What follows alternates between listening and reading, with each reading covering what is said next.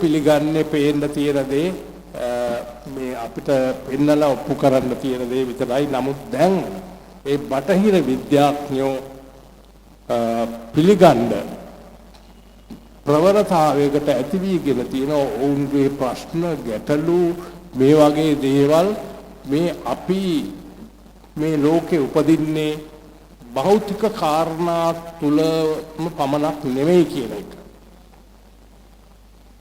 භෞතයෙන් එහාට ඒගොල්ලෝ නැහැ යමක්. මේ සතෙක් උපදිනවා කියන්නේ ඒ අර භෞතික කාරණා ටික එකතු වීම නිසා හැදෙනවා නැති වෙනවා. ඉන්පස්සේ වෙන දෙයක්වත් නැහැ. මේ වාදය බුදුහාමුදුරන්ගේ කාලේ තිබුණා. ඒ නිසා මම මේ වෙලාවේ අවසාන වශයෙන් තව එකක් ගැන විතරක් කියලා මගේ කතාව දික්ුණාද මන් දන්නේ අවසන් කරනවා. ඔබට නිරස වුණාද දන්නේ නැහැ. මෙතන තව කතන්දරයක් යනවා මනෝකාය කියලා එකක්. මනෝකාය. ඕකත් මේ බුද්ධ ආගමේ විවාදයට සංවාදයට බාධා වෙච්ච එකක්. ඉංග්‍රීසියෙන් ඒගොල්ලෝ නම් දීලා තියෙන්නේ ඇස්ට්‍රල් බොඩි. හරිද ඒක? Astral body. මේ අපේ ශරීරයෙන් මේ යනවා වීදිලා අපි නොදැනුවත්වම මනෝකාය. ඒ මනෝකායෙන් විවිධ දේවල් ස්පර්ශ කරන්න පුළුවන්. විවිධ දේවල් වලට යන්න පුළුවන් කියලා. මේක බුදුහාමුදුරුවෝ සමහර වෙලාවට මේ වචනේ දක්වලා තියෙනවා මනෝමය කාය කියලා.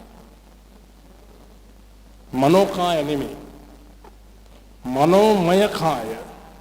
බුදු කෙනෙකුට රහතන් වහන්සේ කෙනෙකුට මනසින් කයක් නිර්මාණය කරගන්න පුළුවන්. ඒ හැර මේ මනෝකාය කියන එක ඔය අර ගන්ධබ්බ කියන එකම තමයි කියලා එහෙමත් කතන්දරයක් යනවා.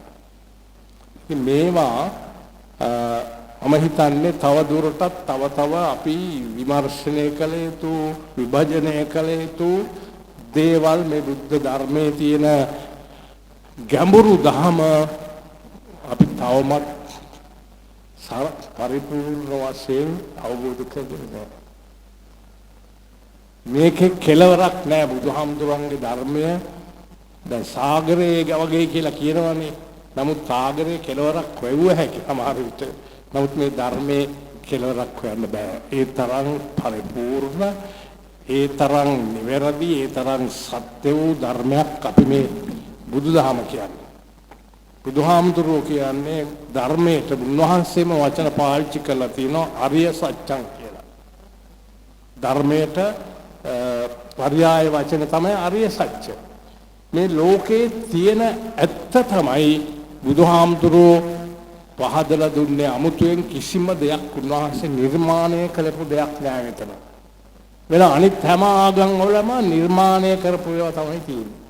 දෙවියන් වහන්සේ තමයි මේ නිර්මාපකයා. බුදුහාමුදුරුවෝ නිර්මාපකයෙක් නෙමෙයි. බුදුහාමුදුරුවෝ මේ ඇත්ත මේක බුදු කෙනෙක් පහළ වුණත් හිටියත් නැතත් තිතාව සහ ධාතු ධම්ම තිතිතා ධම්ම නියාමතා ඉදප්පච්චය. උන්වහන්සේ පෙන්වුවේ ලෝකයේ පැවැත්ම මම හිතන්නේ මේ සියලු පරිශ්‍රණ වලට වඩා උන්වහන්සේ බුදු දහමේ පමණක් තියෙන උන්වහන්සේ සොයාගත්ත සුවිශේෂී දර්ශනය තමයි පටිච්ච සමුප්පාදය. ඒ පටිච්ච සමුප්පාදය ගැන තමයි පෙන්වන්නේ ඇතිවීම නැතිවීම ඇති වෙන ආකාරය. ඒක හරියට රවුමක් වගේ සර්කල් එකක් වගේ. මුලක් නැහැ අගක් නැහැ. ඒ ධර්මතාව මේ ලෝකේ පවතිනවා හැමදාම පවතිනවා. ඒක මිනිසුන්ගේ දැනුමින් ඈත් වෙන තාක් කල් අපි තව සසර ඇවිද සසරට ආසාවෙමින් ඉන්නවා. ඉතින් මම මෙතනින් මගේ කතාව නවත්තනවා. අවසන් වශයෙන් නැවතත් අපේ මහාචාර්ය හිටියාචාර්ය මහත්මයාට අපි සුතුවන්ත වෙනවා මේ පොත එක්තරා විදියකින් පරිවර්තනය වීම පමණක් නෙමෙයි මේක ජනගත කරන්න මෙවැනි බුද්ධිමත් සංසදයක් කැඳවලා ඉදිරිපත් කරමින් ජනතාවට මේක දැනගන්න අවස්ථාව සැලසීම පිළිබඳව ස්තුතිවන්ත වෙමින් ඔබ හැමෝට තෙරුවන් සරණ ලැබේවා කියලා ප්‍රාර්ථනා කරමින් මගේ කතාව අවසන් කරනවා. විෂයානුබද්ධ දැනුම් සම්භාරයක් අප හමුවේ තබමින් මේ පොත පිළිබඳව කදිම විග්‍රහයක් ඉදිරිපත් කරපු අපේ පූජනීය අතිපූජනීය බෙලන්විල විමල රත්නාවිදාන අනුනහිමිපාණන් වහන්සේට ගෞරවනීය නමස්කාරය පුද කර සිටිනවා. ඊළඟට අපි සූදානම් වෙන්නේ න්‍යාය පත්‍රානුකූලව තවත් දෙසුමකට සවන් දෙන්න. මේ ස්වාමින් වහන්සේ බරණැස විශ්වවිද්‍යාලය ඉගෙන ගත්තා කියවම මට හරි ආසයි තුණා. මොකද බරණැස විශ්වවිද්‍යාලයට ඉගෙන ගන්න නෙවෙයි සංචාරයකට යන්න මට අවස්ථාව ලැබිච්ච වෙලාවේ මට හිතුණා අපේ ලංකාවේ විශ්වවිද්‍යාල 13ම මේක ඇතුළට දාන්න පුළුවන් කියලා. ඒ තරම් විශාල පීඨ 18කින් සමන්විත මම අහපු විදිහට පීඨ 18ක් තියෙන විශ්වවිද්‍යාලයක් ලෝකේ බොහෝ දෙනෙක් ඉගෙන ගන්න. බරණැස විශ්වවිද්‍යාලයේ ඉන්දියාවේ ලක්නෝ විශ්වවිද්‍යාලයේ පශ්චාත් උපාධි ලැබපු බෞද්ධ දර්ශනය පිළිබඳව අභිධර්ම පිළිබඳව මනා පරිචයක් දැනුම් සම්භාරයකට උරුමකම් කියන පූජනීය කහටපිටියේ පඤ්ඤාසාරාභිදාන නාහිමිපාණන් වහන්සේට ගෞරවයෙන් ආරාධනා කරනවා ඊළඟ දෙසුම පවත්වන්නට.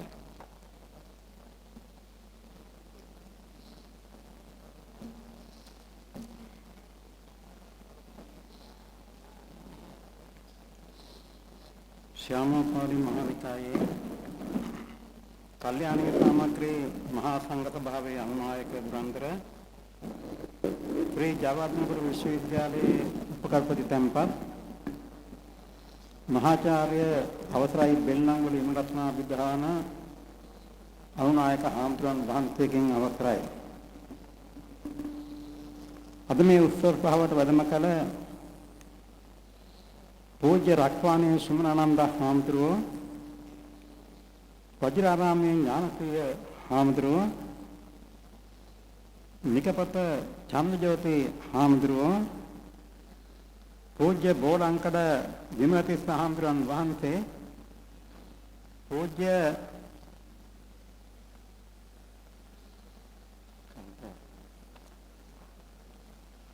ගද්දේ පන්සලේ නම ඊයම්පෝරුව විහාරාධිපති අපේ හාමුදුරන් වහන්සේ ආදී සියලුම හාමුදුරුවන්ගෙන් අවසරයි. හිටපු ගරු සම්භාවනීය අන්‍ය ආගමික පූජකවරුනි, හිටපු විගණාධිපති ගරු සරත් මයාදුන්න මෛත්‍රමණි, සමස්ත ලංකා බෞද්ධ මහා සම්මේලනයේ සභාපති තැන්පත් ආචාර්ය ප්‍රණීත් අබේසුන්දර මහත්මයාණෙනි, ආචාර්ය නිමල් හෙට්ටිආරච්චි මහත්මයාණෙනි, ආචාර්ය ශ්‍රීපාල දියනහේවා මහත්මයාණෙනි, සදීපා ප්‍රකාශන සමාගමේ අධ්‍යක්ෂකතුමනි, නොඑක් ප්‍රකාශන සමාගම් වල අධ්‍යක්ෂක මහත්වරුනි, බෞද්ධ නාලිකාවේ වැඩසටහන් අධ්‍යක්ෂ තැන්පත් සතික ජාතික මහත්මයාණෙනි, සම්ප්‍රාප්ත සම්භාවනීය මහත්වරුනි, මහත්මියනි, පින්නතුනි, අපි හැම දෙනාම මිනිස්සු. උසස් මනසක් ඇති නිසා අපි මිනිස්සු. මනුෂ්‍ය ලෝකේ ජීවත් වන නිසා අපි මිනිස්සු. අපේ මේ මිනිස් ලෝකේ ආවට තව ලෝක 10ක් තියෙනවා. ඒ ලෝක 10න් 6ක් දිරෙනවා, බබලනවා. 4ක් අඳුරේ ගිලී පවතිනවා. අඳුරේ ගිලී පවතින 4ට කියනවා සතර අපාය කියලා. දිරෙන 6ට කියනවා සදිව්‍ය ලෝක කියලා. දිව්‍ය ලෝක 6යි සතර අපායයි මනුෂ්‍ය ලෝක එකතු වුණාම 11ක් එකතු වෙලායි අපි දැන් ඉන්නේ. මේ 11ේම උපදින අය උපත්මත් සමග දායාදයක් ලබනවා. කාම්‍ය භාවය කියන දායාදය. කැමැති වීමේ දායාදය. දකින දෙයට, අහන දෙයට, ආස්වාද කරන දෙයට කාම්‍ය වෙනවා, කැමැති වෙනවා. මේ කාම්‍ය භාවය නිසා ඔවුන්ගේ මනස හැමතිස්සෙම කාම්‍ය භාවය තුලම කරකි චිත්ත වශයෙන්, චෛතසික වශයෙන් හැතරෙනවා. ඒ නිසා කාමවචර කියලා කියනවා මේ හැමදෙනාටම. මේ නිසා අපි හැමදෙනාම කාමවචර ලෝකේ උපන්න කාමවචර මිනිස්සු. කාමවචර භූමියේ උප්පත්තිය සමගම මේ කාමවචර භාවය නිසා ඇතිවෙන මේ කාම්‍ය භාවය පාවිච්චි කරන්න ගියාම ඒ කාම්‍ය භාවයට හරස් වෙනවා. කැමැත්තෙන් නොලබී යනවා. ඕන විදිහට කාම්‍ය භාවය ගන්න බැරිකම් නැති වෙනවා. ඒතකොට තරහ යනවා. කාම්‍ය භාවයේ ප්‍රතිඵලයක් වශයෙන් උපදිනවා නැවත අපේ ද්වේෂය, තරහ.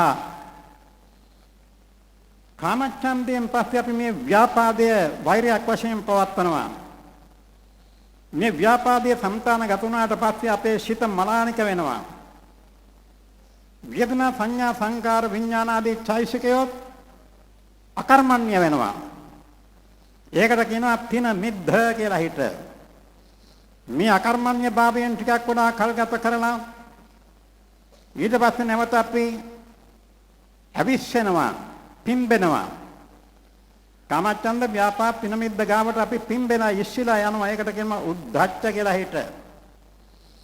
උද්ධච්චක මැතුණන් පස්සේ පසුතැවෙනවා, කුකුස් වෙනවා. ඒ කුකුසක් ඇතුණාට පස්සේ අපට අපේ ජීවිතය පිළිබඳව සැක ඇති වෙනවා, ජීවත් වෙන සමාජය පිළිබඳව සැක හිතෙනවා, සකල විශ්වය පිළිබඳව සැකයක් ඇති වෙනවා. විචිකිච්ඡාවක් හට ගන්නවා. කාමච්ඡන්ද, ව්‍යාපාද, තිනමෙද්ද, උද්ධච්ච, කුක්කුච්ච කියන මේ විචිකිච්ඡා ස්වභාවයෙන් යුක්තව තමයි යම් දවසක මේ පෘථිවියේ මිනිසා උපන්නේද ඒ උපන්න දායින්දන් අද වෙනකම් අපි අපේ කාලය ගත කරන්නේ. මෙහෙම කාලය ගත කරන අපිට ක්‍රිස්තු පූර්ව 28000 ඉඳන් ක්‍රිස්තු වර්ෂයෙන් 1200 දක්වා තිබෙච්ච කාල සීමාව තුලදී පේන වස්තුන්, ග්‍රහ වස්තුන් අපි දෙවියන් වශයෙන් සැලකුවා. අපිට ප්‍රයෝජනවත් ගින්න දෙවියන් වශයෙන් සැලකුවා. අපට ප්‍රයෝජනවත් ජලය ගින්නක් වශයෙන් සැලකුවා. මේ විදිහට අපි දේවත්වයෙන් බොහෝ දේවල් සැලකුවා. සලකලා ඒ දේවරුන්ට අපි යාඥා කළා, ඉල්ලීම් කරා. අග්නිමේලේ පුරোহিතම් යඥස දේව රිත්තයන් හෝතරන් රත්න දාතමන් කියලා රික්වේදේ පළවෙනි ගීතයේම කියනවා. ගිනි දෙවියන්නි ඔබ ඊලේ කියන රාජධානිය අපිත් එක්ක හිටියා. අග්නිමේලේ පුරোহিතම් යඥස දේව රිත්තයන් ඒ කාලේ ඔබෙන් ඉල්ලා හිටපු යාඥා කරබයට ඔබට ඉසුරු සම්පත් දුන්නා. හෝතරම් අපි ඔබට ගිතල් වෙනරු සහිතව හෝත්‍ර කරනවා. රත්න දාතමන් අපටත් වස්තුව ලබා දෙන්න කියලා ඉල්ලීම් කරනවා.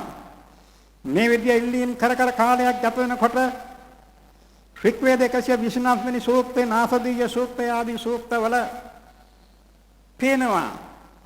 ඒ කාලේ මිනිස්සුන්ට ඇති වුණා සත් මොකද්ද, අසත් මොකද්ද? අපි හටගත්තේ කොහමද? අපි මැරෙන්නේ කොහමද? මැරිලා ගිහිල්ලා උපදින්නේ කොහමද? මේ අහස කොහමද හැදුනේ? මේ ජලය කොහමද හැදුනේ? මේ වාතය කොහමද හැදුනේ? මේ කොහමද අපි මේ අම්බස් නගාසේ මේ මහා හපින් බලත් වෙන විලාගෙන ඉන්න මේ පෘථිවියේ අපි නැගී ඉන්නේ කොහමද කියලා හිත විශාල කල්පනාවල්, චින්තනයන් ඇති වුණා. මේ චින්තනයන් ඇති වෙනකොට ඒවට පිළිතුරු ලැබුණා බමුණන්ගෙන්, බ්‍රාහ්මණයන්ගෙන්. මේ සියල්ලක බ්‍රහ්මාණ්ඩය තුලයි අපි ඉන්නේ. මහා බ්‍රහ්මයාගේ කැමැත්ත පරිදි, මහා බ්‍රහ්මයාගේ ඕනෑකම් අනුව, මහා බ්‍රහ්මයාගේ හිතයුම් පරිදි අපි මේ බ්‍රහ්මාණ්ඩය තුල ජීවත් වෙන්න ඕනයි කියලා. මේ නිසා මහා බ්‍රහ්මයට ආවතේව කරන මේ බමුණෝ මුකාපීත් මහා බ්‍රහ්මයාගේ කටින් උපන්නා, වෛශ්‍ය දෙවරෙන් උපන්නා. මේ විදිහට ශාස්ත්‍රීය දෙවරෙන් උපන්නා, වෛශ්‍ය දෙව උපලෙන් උපන්නා, පාදයෙන් ශුද්‍රිය උපන්නා ආදී වශයෙන් කරලා මේ රටේ සමාජය නිහඬ කරලා, මේ සමාජය වහල් කරලා, මේ සමාජය යටපත් කරලා කාලාන්තරයක් තිස්සේ කල් ගත වුණා.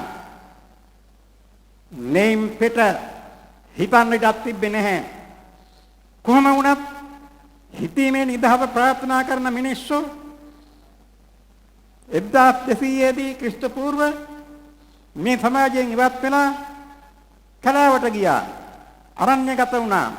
ගල්ලෙන් වල ගස් යට නොයෙක් තැන්වල ඉඳමින් මේ විමසිය යුතු ප්‍රශ්න පිළිබඳව චින්තනය කළා, කල්පනා කළා. කලේ ඉඳන් කල්පනා කරන මේ යුගය අවුරුදු 1300ක් තිස්සේ තිබුණා. මේ යුගයට පාපිච්ච කරන නමක් තියෙනවා ආරණ්‍යක යුගයයි කියලා. ආරණ්‍ය වල ඉන්න අය ගාවට ගිහිල්ලා සත්‍ය හොයන තරුණයන් ගිහින් සාකච්ඡා කරනවා. සාකච්ඡා කරන හිට විශ්වය පිළිබඳ කරුණු අහනවා. ජීවිතය පිළිබඳ කරුණු අහනවා. පුනරුත්පත්තිය පිළිබඳ කරුණු අහනවා. නොඑක් විදිහේ දේවල් විමසනවා.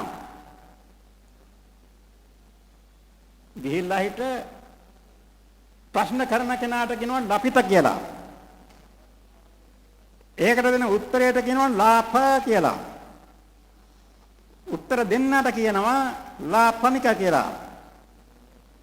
ලපිත ලාපන කියලා වචනයක් මේ නිසා බිහි වුණා සමාජය තුළ. මේ ලපිත ලාපන යුගයේ ඉන්න මිනිස්සු ඊට පස්සේ Taman විසින් තනියෙන් සමීපව ඉඳගෙන වාඩි වෙලා කළ මේ පරිශ්‍රණ නිසා මේ මිනිස්සුන්ට තේරුණා පුනර්භවයක් තියෙනවායි කියලා, පුනරුත්පත්තියක් තියෙනවායි කියලා. පුනර්භවයක් තේරුනේ නැහැ, පුනරුත්පත්තියක් තියෙනවායි කියලා මේ අයට තේරුණා.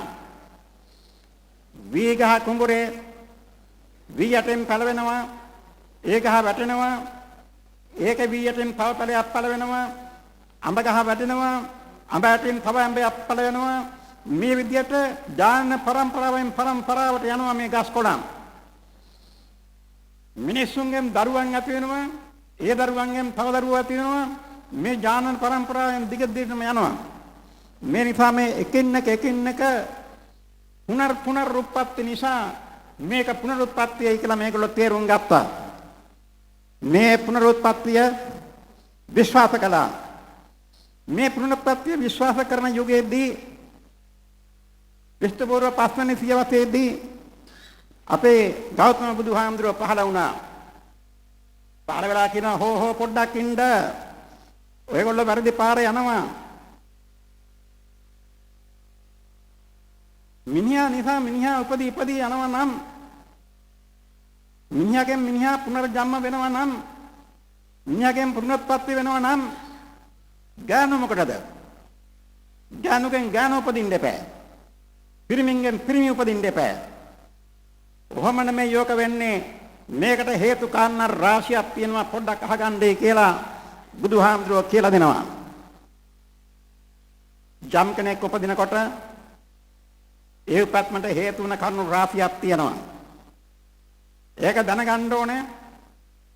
සෑම ආත්මික ජීවත් වන අපි මරණාසන්න අවස්ථාව වෙනකොට ආයුෂ ඉවත් වෙලා යනවා, උෂ්ණය ඉවත් වෙලා යනවා, විඥාන ශක්තියත් ඉවත් වෙලා යනවා. නමුත් චුති විඥාන ස්වභාවයෙන් චුතියක් හැදෙනවා. මේ චුතිය කියන වචනේ බුදුහාමුදුරු නිරුක්ති කරන්නේ පිටවීම සමගම තව තැනක හට ගන්නවා කියලා. චුතිය කිව්වන් පස්සේ මේ පිට වෙලා ගිහින් ඉවරයි කියලා නෙමෙයි කියන්නේ. පිට වෙනවත් එක්කම තව තැනක හට ගන්නවා. එතකොට පිට වෙවි තව තැනක හට ගනිමින් තව තැනක හට ගනිමින් දිගට මේක සම්ධාවනය වෙනවා. මේ සම්ධාවන මාර්ගය තුල මේ චුත වෙලා තව තැනක හට ගන්න අවස්ථාවේදී හට ගන්න තැන මාරු වෙනවා, විනාශ වෙනවා, සංසරණය වෙනවා. මේ නිසා ධාවනීය වෙවි මරි ඉපදී යන එක සංසාරය. ඒ ඉපදී මරි යන ගමනේදී වරින් වර වනිස්පන වෙනස් වෙවි යන පරිවර්තන වෙවි යන එක.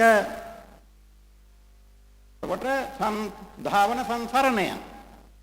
මේ සංධාවන සංසරණය දෙකේදී චුතියෙන් පස්සේ හටගන්නේ පටිසන්ධිය. චුත වුණාම එතනින් ගෙන් හිටගෙන උපදින්න ඉන එක්කෙනා පටිසන්ධිය කියලා කියන්නේ තත්ත්වය වෙනස් වෙලා නැවත උපදින කෙනෙක් බවට පෙරළන එක. මේ පෙරලීම කරන්ට පූර්ව භවයෙන් ඉඳන් අපි කරගෙන එන කර්ම තියෙන්න ඕනේ. කර්ම නිමිති තියෙන්න ඕනේ.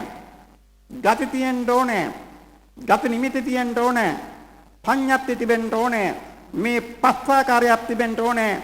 අර චුති විඥානියත් එක්ක ඒ පස්සාකාර කම්ම නිමිති ගති නිමිති පඤ්ඤප්ති කියන මේ පහ එකට එකතු වෙලා පිට වුණාම ඒ පිට වෙච්ච එක දැන් යා යුතු තැන කොතනද කියලා හරියට නිගමනය සකස් වෙන්න පටන් ගන්නවා.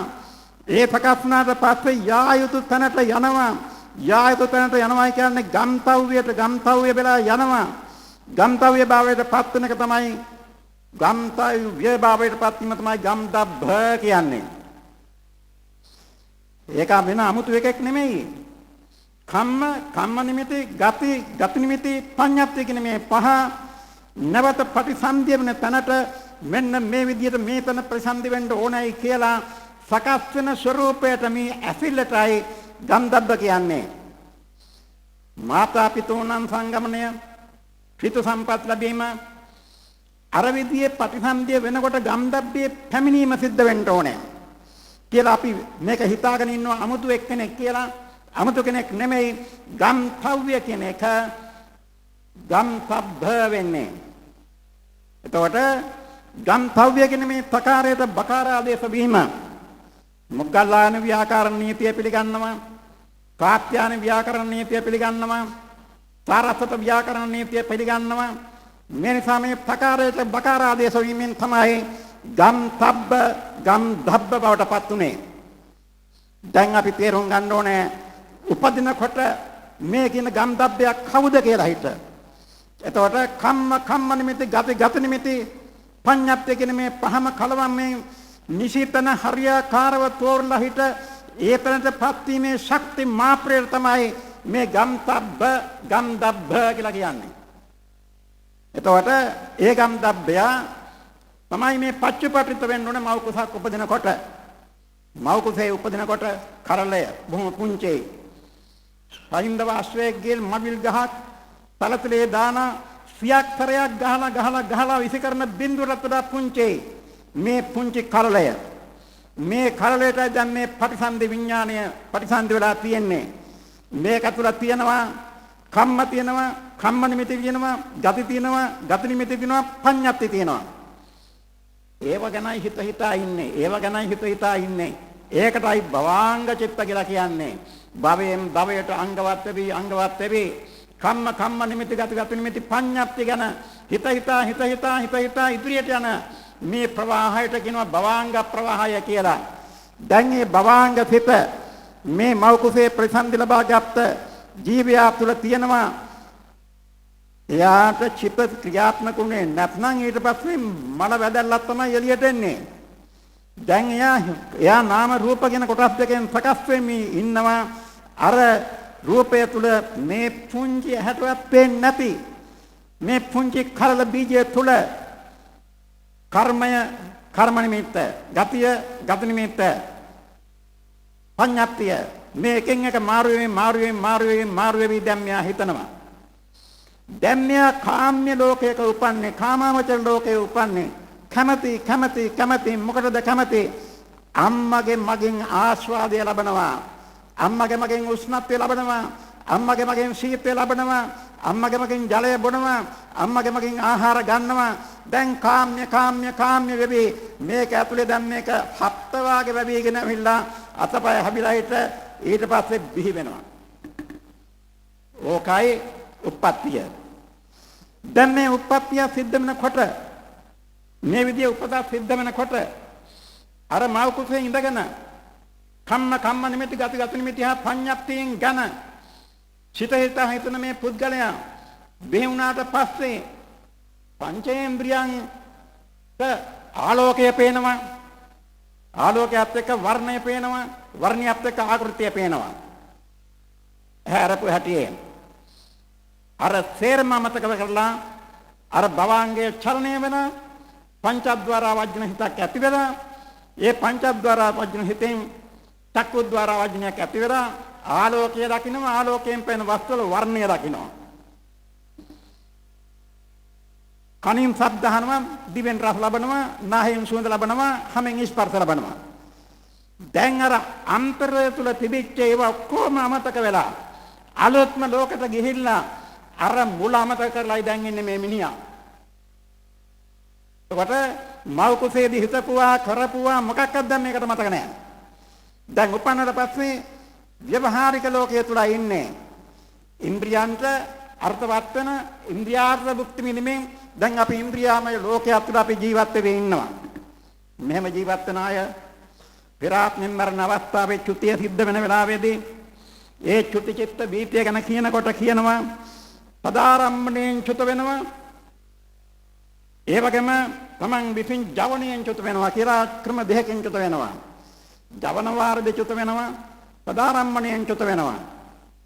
පදාරම්මණයෙන් චුත වෙච්ච කෙනාට ඒ පදාරම්මණය බලවත්ව තියෙන හින්දා අර ඉපදෙච්ච පුංචි කාලෙම ඉස්සර මගේ ගම මෙහෙමයි, මගේ නම මෙහෙමයි, මගේ තාත්තා මෙහෙමයි, මගේ අය මෙහෙමයි කියලා අතීතය ගැන කියන්න පුළුවන් ඥානයක් ඇති වෙනවා. ඒකයි ප්‍රේමදාස මහත්තයා මල්ලක කතන්දරය කියනවා. එතකොට මේ පහාමුදුරෝ ඉපදිලා කතාව කියනවා. මරිච්ච අය තමන්ගේ දේවල් කියන්නේ මේ පදාරම්මණයෙන් චුත වෙලා ආපු නිසායි. ජවණයෙන් චුත වෙනකොට ඒ කීම පුළුවන්කම තිබුණා, කීමකට තරම් සත්‍යයක් ලැබෙන්නේ නැහැ. මේ ඉන්න ඔයගොල්ලෝ හැම දිනාටම මට මේ හැම දිනාටම ඔය පුංචි රදරු කාලේ තමන්ගේ పూర్ව ආත්මය පිළිබඳ කිසියම් සිතුමක් වරින් වර මතුවෙනවා. ඒක ප්‍රකටව මතුවෙනවෙයි වැරලී යනවා. මේ නව පංචේන්ද්‍රියාත්මක ලෝකයේ හරි බිසි අවිවේකයි. දැන් අරකට හිතන්න විදියක් නැහැ. ඒ නිසා අපි ඔක්කොටම පෙර භවයේ අමතක වෙලා ගිහින් තියෙනවා. දැන් මේක අපේ බුදුහාමුදුරුවෝ මේ විදිහට කියලා දීලා. පුනරුත්පත්ති කියන්නේ ඒ දෙයම ඒ විදිහටම නැවත යන ඥානන પરම්පරාව. ඒක භෞතික වස්තුන් තුළ තියෙන්න පුළුවන්. ඒ භෞතික වස්තුව තුළවත් ඒ පුනරුත්පත්ති යන්නේ නැහැ. ගස්වල මල් පෙපෙනවා. ඒකට ඍතු සම්පත්තිය ලැබෙනවා. වායුවෙන් හෝ සත්තුන්ගෙන් හෝ පරාග සම්මර්ෂණය වෙනවා. ඒ පරාග සම්මර්ෂණය වෙනකොට තප්පරෙන් තප්පර ගත වන කාල වෙනස් වීම නිසා අර ස්වභාව තත්ත්වෙන් වෙනස් වෙච්ච gediyak තමයි හටගන්නේ. දැන් වනාන්තරයේ ගස්වල මුදුනේ පිපෙනන මල් වල තරුණකම ඉක්මෝලා හිට පරාග සම්මර්ෂණය වෙන අවස්ථාවට මේ මල් වලට කියන නම පුස්සිත කියන එකයි නම. මුල් අවස්ථාව කුසුම, දෙවෙනි අවස්ථාව පුස්සිත, පළවෙනි අවස්ථාව පුප්ප. බුදුහාමුදුරන්ට පූජා කරනකොට අපි හැම ගාථාවකම කියන පූජේ බුද්ධං කුසුමේන නේන. වන්න කන්ද ගුණෝ පේතං ඒතං කුසුම සම්තතින්. කවදාවත් අපි පුප්ප පූජා කරනවා කියලා අපිට ගාථාවක් නැහැ. අපි පූජා කරන්නේ අලුත් කුසුමය. ඒ කුසුමය යම් අවස්ථාවක පරාග සම්මර්ෂණය කරනවා නම් අනිවාර්යයෙන් මේ කුසුමයන් පරාග සම්මර්ෂණ අවස්ථාවෙන් පස්සේ ගෙඩි හට ගන්නවා, පළ හට ගන්නවා. වනප්ප ගුම්බේ අපා පුෂිතග්ගේ ගිම්හාන මාතේ පටමස්මින් ගිම්හේ තතෝපමං ධම්මවරං ආදේශයි කියන මේ රත්න සූත්‍ර ගාථාවේ වනප්ප ගුම්බේ අපා පුෂිතග්ගේ කිව්වේ අර ගස්වග තියෙන පුෂිතයෝ කුසුමයෝ පරාග සම්මර්ෂණක අවස්ථාව වෙනකොට පුෂිතයෝ ඒ පුෂිතයන්ට පරාග සම්මර්ෂණ ලැබුණාට පස්සේ එයින් අනිවාර්යෙන් ඵල හට ගන්නවා. බුදුහාමුදුරුවන්ගේ ධර්මය වයිනේ ජනයා නැමැති මේ කුසුමයන්ට ලැබුණාට පස්සේ ඒක තුල අනිවාර්යෙන් මාර්ගඵල හට ගන්නවා. ඒකයි ඒ ගාථාවේ තේරුම. එතකොට මේ තේරම වෙනස් වෙවි යන්නේ. එතකොට මේ වෙනස් වෙවි යන මේ තන දැන් බුදුහාමුදුරුවෝ කියනවා සෑම දෙයක්ම ක්ෂණයක් පාසා වෙනස් වෙවි යන නිසා මේ රූපණ ස්වභාවයත් ඒකාකාරීකව නැති හින්දා ඔය ගස්වල මල්වල ගෙඩිවල ජාන සත්‍යයෙන් දෙව්වට ආත්ම සත්‍යයක් දුවන්නේ නැහැ. මිනිස්යාත් මේක උපදිනකොට දැන් මිනිස් පෙරහිටු භවයෙන් චුත වෙලා යනකොට කම්ම නිමිති ගත නිමිති අනුව පඤ්ඤප්තයෙන් අනුව වෙනස් වෙනා හිට ගන්තව්‍ය භාවයට පත් වෙනා හිට ඒ ගන්තව්‍ය අවස්ථාව අනුව ප්‍රතිසන්දියක් ලැබෙනකොට මුල් ස්වરૂප සම්පූර්ණයෙන් වෙනස් වෙන අලුත් ස්වરૂපයක ඉන්නවා. නමුත් අර පරණ මතකය අරගෙන කල්පනා කර ඉන්නවා. ඒකට කියනවා ආලය විඥානය කියලා විඥානවාදීන්. විසුද්ධි මාර්ගයේත් ඔය ආලය විඥාන කියන වචනේ පාවිච්චි වෙලා තියෙනවා. එතකොට මව කුස තුල ඉතින් ආලය කර ඉන්නවා අර පරණ දේවල් වලට. දැන් ඒ පරණ දැනුම එළියට ගන්න නොඑක් ක්‍රම පරණ අය කල්පනා කළා. කල්පනා කළාම ඒ අය අතර කණ්ඩායම් දෙකක් හැදුනා. පෙර ආත්මය පිළිබඳව සුද්ධ හැකින් බලන කණ්ඩායම, පෙර ආත්මය පිළිබඳ අසුද්ධ හැකින් බලන කණ්ඩායම කියලා. මොකද සුද්ධ හැ භවයෙන් භවාන්තර කරලා කාමච්ඡන්ද ව්‍යාපාද තිනමෙද්ද උද්ධච්ච කුක්කුච්ච කියන මේ කාමල රෝග අස්වල හැදෙන එකට මොකද්ද කියන්නේ? සුද. මේ සුද හැදුනට පස්සේ හරියට පේන්නේ නැහනේ. ඒක හින්දා මේ අපේ ඥානයේ විඥානයේ කාමච්ඡන්ද ව්‍යාපාද තිනමෙද්ද උද්ධච්ච කියන මේ කාමලයන් අයින් කරන්න ඕනේ. ඒ කාමලයන් අයින් කරනකොට දැන් අපේ දොස්තර මහත්තුරු අක්ෂය දොස්තර මහත්තුරු අර සුද අයින් කරලා හිට ඒකට සිවිකය දාන හිට නතර වෙන්නේ නැහැ. ඒකට දානවා බෙහෙත්. ඇහැ ලොකු වෙලා හොඳට පෙනිලා හැදෙන්න.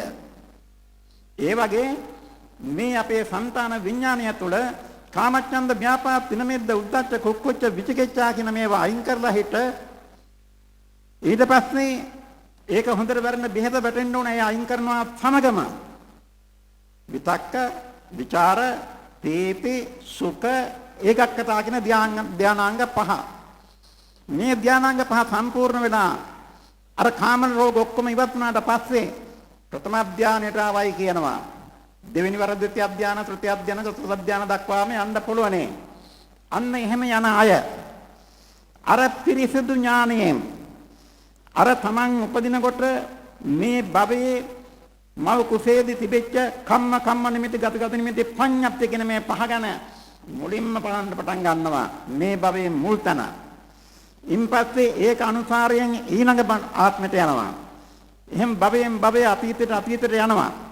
එහෙම ගිහිල්ලා හිට එක දවසින් බලනවා, දෙකෙන් බලනවා, තුන් දවසක් බලනවා, හතර දවසක් බලනවා, මාසයක් බලනවා, අවුරුද්දක් බලනවා, අවුරුදු 10ක් බලනවා, අවුරුදු 100ක් බලනවා. මේ විදිහට කල්පය දක්වා බලාගෙන යන්න පුළුවන් ශක්තියක් ලැබෙනවා. ඒ සත්‍ය ලැබිච්ච අය තමයි සිද්ධාර්ථ කුමාරයා උපන්නාම විදින් අසිතය කාලදේවලය කියලා හිට සිද්ධාර්ථ කුමාරයා ළඟ අනාවැක කිව්වේ වෙන ලෝකවල විදලාවිල්ලා. එතකොට ඒ ශක්තිය ලබාගෙන තිබුණ අපේ මිනිස්සු බුදුහාමුදුරුවෝ මේ විද්‍යාත්මක ක්‍රමයට ඔය මදි පෙර ඉපදී හිටච්ච හැටි නම් කොට බල හිටියට වැඩක් නැහැ. ඒ විවිධ ආත්ම වලටපත් උනේ මොන කර්මයෙන්ද? මොන විදියේ චිත්තයකින්ද? මොන විදියේ ගතියකින්ද? මොන විදියේ හිතුම් පැතුම් වලින්ද? ඒවෙන් ඇතිවෙන කර්ම හා විපාක මොනවද කියලා බලන්න ඕනේ. ඒක බලන ඥාණයට කියනවා දිබ්බ චක්කු ඥානයයි කියලා. දිබ්බ චක්කු ඥානය විතරක් අරන් බෑ. මේ ඉපදී යන මේ චුතිය හරි භයානකයි. මේ චුතිය නවත්තන්න ඕනේ. මේ චුතිය නවත්තපු ගමන්ම අපි අච්‍යුත වෙනවා. නිවනට කියනවනේ නමක් අච්‍යුත කියලා හිත. අභිධාන අපදීකාවේ නිවනට කියන නම් ටික ගත්තාම අච්‍යුතං අමතං පදං කියලා තියෙනවා. අච්‍යුත කියලා කියන්නේ නිවනට. ඒ කියන්නේ චුතිය නවත්තනවා. ඒ චුතිය නවත්තපු හැටියේ මේ ඉපදී මැරි යන සංසාර ගමන එහෙම නතර වෙනවා. ඒක ලබා ගන්නට ඒක නවත්තන්න ආසවක්ඛ ඥානය උපදවන්න ඕනේ. ඒ හින්දා බුදුහාමුදුරු ගන්නනවා උබ්බේ නිවාසානස්ස ඥානය, දිබ්බ චක්ඛු ඥානය, ආසවක්ඛ ඥානය කියන මේ තුනම උපදව ගන්න ඕනේ. ඒකට කියනවා ත්‍රිවිද්‍යා කියලා හිට. බුදුහාමුදුරුවෝ ඉතිඋත්තක පාළියේ තික නිපාතේ පස්වෙනි නිපාතේ 10 වෙනි සූත්‍රයේ තේවිජ්ජ සූත්‍රයේදී මෙන්න මෙහෙම කියනවා ධම්මේනාහම් වික්ඛවේ තේවිජ්ජං බ්‍රාහ්මණං පඤ්ඤාපේමි නාලඤ්ඤං ලපිතලාපන මත්තං මේ විදිය ඥානය ලබාගත් අයට විතරයි මම විද්‍යාඥයෝ කියලා කියන්නේ. එහෙම නැතුව අර කිලුටු ඇහිම් බලලා හිට අනාවැකි කියන අය, පෙර භවයේ දකින්න අය ලපිත ලාපන කියන නාමයකින් අපේ බුදුහාමුදුරුවෝ අර පෙර තිබිච්ච නාම අරගෙන පාවිච්චි කරලා තියෙනවා. මේ ලපිත ලාමන ක්‍රමයෙන්ම තමයි මේ පොතේ දක්වලා තියෙන මෝහන ක්‍රමය පාවිච්චි කරලා තියෙන්නේ. ප්‍රශ්න අහන කෙනෙක් ඉන්නවා, ප්‍රශ්නෙට උත්තරයක් එනවා, උත්තරේ කියන කෙනෙක් ඉන්නවා. එතකොට ප්‍රශ්න අහන්නා ලපිත, ප්‍රශ්නිය ලාප, එතකොට උත්තර දෙන්නා ලාපන. මේ තුනම සිද්ධ වෙනවා මෝහන කර්මයේදී. ලපිත ලාපන කියන මේක වර්ග 10කින් උගන්ලා තියෙනවා අපේ ධර්මයේ තුල. මේ ලපිත ලාපන ධර්ම 10 උගන්ලා තියෙන්නේ අපේ බුදුහාමුදුරන්ගේ ධර්මයේ තුල. පළවෙනි එක උගන්ලා තියෙනවා ඍෂි නිද්‍රා භාසිත. ඍෂිවරු කජාතියක් ඉන්නවා. ඒගොල්ලෝ ගාවට ගිහිල්ලා හිට ඒගොල්ලෝ නිද්‍රාවෙන් ඉන්නකොට ප්‍රශ්නයක් අහුවාම ඒ ප්‍රශ්නෙට පිළිතුරක් දෙනවා. හැබැයි ඒක හරියන්නත් පුළුවන් නොයන්නත් පුළුවන්. ඒක ඍෂි ලපිතලාපන කියමනක්. අනික සමහර මිනිස්සු ඉන්නවා තමන්ගේ පෙර කර්මය ගැන වෙන දේවල් කලින් කියා ගන්නවා. ඒක කර්මගපි නිද්‍රාවෝක්තියක්. ඊළඟට කර්ම විපාක ගැන කියවෙනවා. ඒක කර්ම විපාක නිද්‍රාවෝක්තියක්. දැන් මේ පොතේ ආලයගත නිමිති වෝක්තියක් තියෙනවා 39 වෙනි පිට බලන්න. ඒකේ තියෙනවා. ඊළඟට කර්මගත වෝක්තිය තියෙනවා 56 57 කියන පිටවල. කර්ම විපාක වෝක්තියම් තියෙනවා 58 59 කියන පිටවල. ස්වප්න වෝක්තිය හීනෙන් දකින්න අර පරණ දේවල් නොයෙක් දේවල්. ස්වප්න වෝක්තිය තියෙනවා 37 61 කියන පිටවල. මෝහන නිද්‍රාවෙන් පවත්වන වෝක්ති හැම පිටුවකම කියවිගෙන යනවා. සංගර්ථන නිද්‍රාවෝක්ති. සංගර්ථන නිද්‍රාව කියලා කියන්නේ Taman මැරෙනවා වාගේ පේනවා. මැරලා හිට උඩ ඉඳගෙන හිට ඉඳලා ඊට පස්සේ ආයි මේ මිනිහටම රිංග ගන්න එක. ඒක ඇත්ත සිදුවීමක් නෙමෙයි. ඒක මානසික සංගර්ථනයක් නිසා ඒකට සංඝර්ෂණ වෝක්ති කියලා කියනවා. කම්පන විඤ්ඤාප්ති වෝක්ති. උන විකාරය, භය, භූත භය, ත්‍රාසය ආදී විවිධ විකාරයන් නිසා විවිධ දේවල් පේනවා. ඒවා එතකොට සංත්‍රාස කම්පන විකෘති, මරණාසන්නෝක්ති. මේ පොතේ 59 වෙනි පිටේ තියෙනවා මේ මරණාසන්නෝක්ති. මනෝ ස්පර්ශ සංයෝචිතේ. මනසට තේරෙනවා දැන් වෙන්න යන දේ. මද්රි දේවියට තේරුණා දරුවන් විපතටපත් වෙන දේ. එතකොට ඒ වගේම සමුද්‍ර දේවියට පෙරුණා ඒ දර්ශන. ඒ වගේම කේමා දේවියට බණ ඇහුණා. මේ විදිහට බටහිර අය කියනවා දැන් මහත්ය ගිහලා අනන්තරක් වෙලා ඉන්නවා ගුවනින්. දැන් මේ නෝනා ගෙදර ඉඳන් දකිනවා. මේ විදිහේ ඒවට කියනවා මනෝ ස්පර්ශ සංචිත වෝක්ති කියලා. මනසින් මනස ඉවෙන් ස්පර්ශ කරනකොට ඒවා දැනෙනවා. ඒවට කියනවා මනෝ සංචිත ස්පර්ශ වෝක්ති කියලා. මේ නිසා මේ ස්වභාව සියල්ලක්ම ලපිත ලාපන වශයෙන් තියෙනවා. මේ කාර්යයේදී අපි එකක් තේරුම් ගන්න ඕනේ. මේ විදිහේ මේ කරන ලපිත ලාපනත් ඒ වගේම විද්‍යාත්මක ක්‍රම තුනත් අනුගමනය කරව පිරිස් විස්තපූර්ව පස්වනේ සියවසේ මේ ලෝකේ හැමතැනම හිටියා. පළවෙනි සියවස දක්වාමත් ඒ අය හිටියා. පළවෙනි සියවසේ උපන්නා හොඳ කුමාරයෙක් අපේ රුවන්මැලි සෑයට මුල්ගල් තියාපු අවුරුද්දේ උපන්නා ලස්සන කුමාරයෙක්. ඒ කුමාරයාට කියන්නේ යේසුස් කුමාරයා කියලා. මේ යේසුස් කුමාරයාගේ ධර්මයේ තුරක් තියෙනවා මේ පුනරුත්පත්ති පිළිගැනීම, පුනර්භව පිළිගැනීම. ඒ පුනර්භව පිළිගැනීම තිබුණාට පසු කාලෙක එක එක සංවිධාන වශයෙන් එකතු වෙලා හිට ඒව ඔක්කොම කපලා දැම්මා.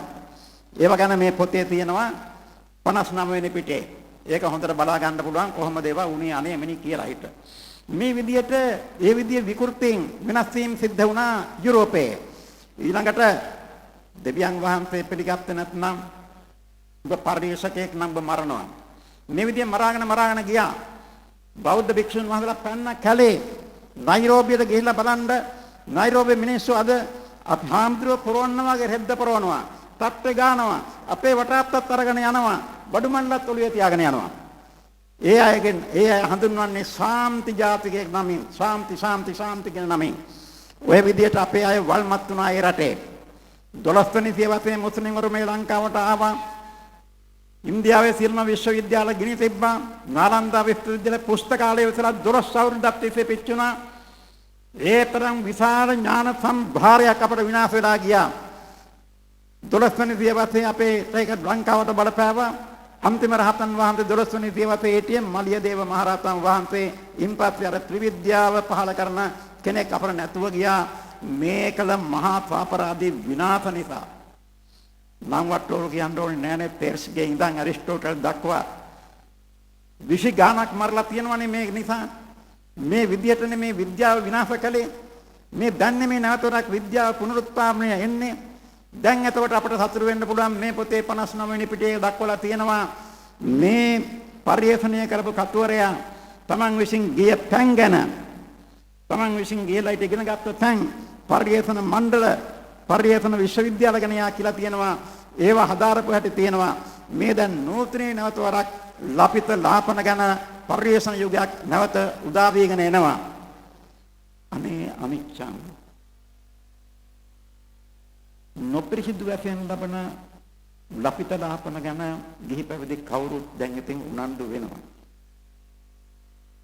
කොහොමවත් පිරිහිදු ඇහිම් බලිය යුතු පුනර්භව දිව්‍යචක්ෂු ඥාන ආසවක්කේ ඥාන ගැන තාමත් අපේ හාමුදුරුවන්ට විවේකයක් හම්බුන්නේ නැහැ කරන්ද. මම හිතනවා අපේ හාමුදුරුවෝ මේ ක්‍රියාව වැඩි කලක් යන්න කලින් මේ ත්‍රිවිද්‍යාත්මක ක්‍රියාව නැවත හදාarලා බලලා මේ ලෝකය හමුවේ නැගී හිටිනවායි කියලා. ඒකට වැඩි ඈත දවසක් ගත නොවේ කියලා මම ප්‍රාර්ථනා කරනවා. මේ පද පරිවර්තනය කරපු කතුවරයා ඉගෙන ගත්ත තැන් උපාධි සාතික කාර්ය සංවිධාන ක්‍රියාකාරීත්ව පිළිබඳව මේ පින්නතුන්ට මෙහි පෙන්නවා. මේ පින්නතුන් ඇහුවා. මේ කතුවරයා මේ පරිවර්තනයේදී ඉතා මට සිනුරු නාලිත්‍ය භාෂාවකින් මේක පරිවර්තනය කළයි කියලා බෙල්ලන්ගොඩ නායක හාමුදුරුවෝ කිව්වා. 아무තුවෙන් කියන්න දෙයක් නැහැ. මේ නිසා ඒ සියල්ලම ප්‍රකාශ කරලා ඉවරයි. මේ නිසා